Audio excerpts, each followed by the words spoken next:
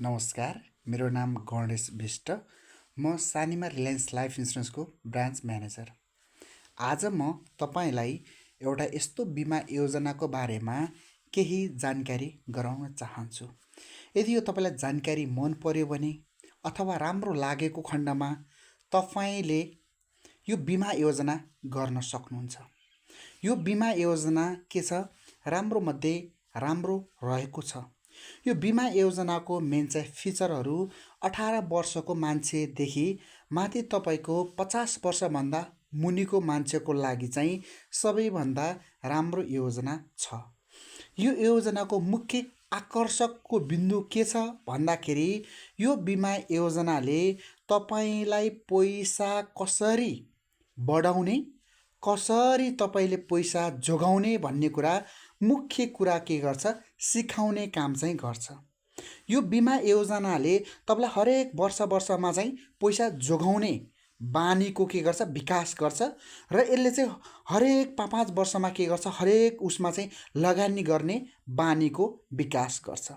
जब तपाईँ बचतको बानीको विकास गर्नुहुन्छ, जब तपाईँको लगानीको बानीको विकास गर्नुहुन्छ, त्यसपछि तपाईँको के हुन्छ, पैसा बढ्ने काम रहन्छ।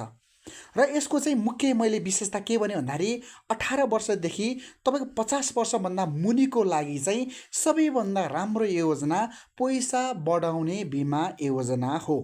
यो बिमा योजना जस्तो इक्जामको लागि चाहिँ एउटा के हुनुहुन्छ, तपाईँको मानौ 30 वर्षको मान्छे हुनुहुन्छ, उहाँले 20 वर्षको योजना सोचेर उहाँले के गर्नुहुन्छ भन्दाखेरि अबको 20 वर्षभित्र चाहिँ मेरो कहिलेकाहीँ बच्चा पढाउनु पर्ने हुनसक्छ, कहिलेकाहीँ 20 वर्षपछि मेरो बुढेसकालको रिटायरमेन्ट हुनसक्छ, अथवा 20 वर्षपछि म कहिलेकाहीँ देश विदेश घुम्न जाने अवस्था हुनसक्छ, अथवा मैले कतै डोनेसन दिने अवस्था हुनसक्छ।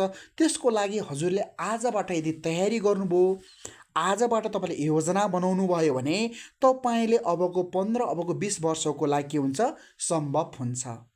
तर हजुरले आज चाहिँ योजना बनाउनु भएन, आज हजुरले तयारी गर्नु भएन भने के हुन्छ, आज जसरी जान्छ भोलि पनि के हुन्छ, त्यसरी नै जाने सम्भावना म्याक्सिमम हुन रहन्छ।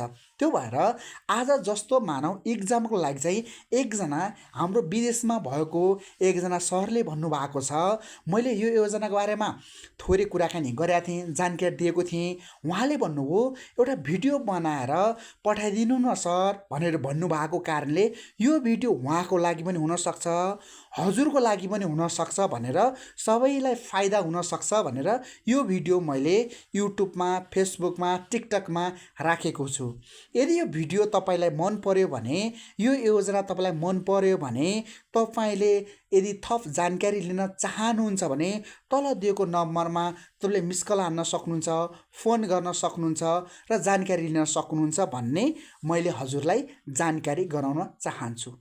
यो योजनाको मुख्य आकर्षकको बिन्दु के छ भन्दाखेरि यदि 10 लाख रुपियाँको बिमा गरेको खण्डमा उहाँले चाहिँ वर्षमा 60,000 रुपियाँ चाहिँ के गर्नुपर्छ, वर्षमा यहाँ चाहिँ पैसा बचत गर्नुपर्ने हुन्छ।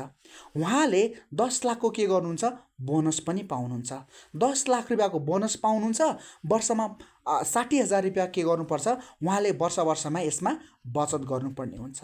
उहाँले चाहिँ अब के पनि नभएको खण्डमा उहाँले चाहिँ 1 किस्ता, 2 किस्ता, 3 किस्ता, 4 किस्ता, 5 किस्ता गरेर अबको 5 वर्षपछि चाहिँ सानीमा रिलायन्स लाइफ इन्सुरेन्सले मनी ब्याक प्लानमा के गर्छ, 10 लाख रुपियाँको 20% चाहिँ के गर्छ, पैसा दिने काम चाहिँ गर्छ। 10 लाखको 20% भनेको 2 लाख रुपियाँ के गर्छ, अबको 5 वर्षमा चाहिँ 2 लाख रुपियाँ दिने भएको कारणले त्यो 2 लाख रुपियाँ चाहिँ हामीले किस्ता जम्मा गर्छु भन्न पनि पाउनुहुन्छ, यो पैसा मैले कतै लगानी गर्छु भन्न पनि पाउनुहुन्छ।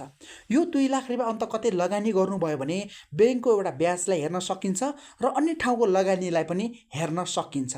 यदि हामीले ब्याङ्कमा चाहिँ राखेको खण्डमा जस्तो मानौ ब्याङ्कको 8 देखि 10% यदि ब्याज आउने गरी हामीले यदि 2 लाख रुपियाँ राखेको खण्डमा 2 लाख रुपियाँ पनि हाम्रो मानौ प्रिन्सिपल अमाउन्ट भयो, 2 लाखले 8 देखि 10% जस्तो ब्याज आउने गरी हामीले ब्याङ्क अथवा चाहिँ विकास ब्याङ्क र अन्य कुनै ठाउँमा लगानी गरेको खण्डमा 2 लाख रुपियाँको 10% भनेको 20,000 रुपियाँ यहाँबाट इन्कम भयो। तर 10 लाख रुपियाँ बोनस पनि आम्दानी हुने भएको कारणले उहाँलाई चाहिँ 5 वर्षमा चाहिँ 2 लाख रुपियाँ बोनस दिने काम चाहिँ रहन्छ। यो 2 लाख रुपियाँको बोनसको कुरा पनि एउटा हिसाब गर्न सकिन्छ। फेरि लास्टमा पनि पैसा दिने भएको कारणले यो लगानीको हिसाबले, यो पैसा जोगाउने हिसाबले एकदम राम्रो योजना छ। यदि यो थप तपाईँले यदि जानकारी लिन चाहनुहुन्छ भने, यो बिमा योजनाको बारेमा तपाईँले थप जानकारी लिन चाहनुहुन्छ भने तपाईँले फोन गर्न सक्नुहुन्छ, जानकारी लिन सक्नुहुन्छ भन्दै यो भिडियोबाट बिदा हुन चाहन्छु। नमस्कार।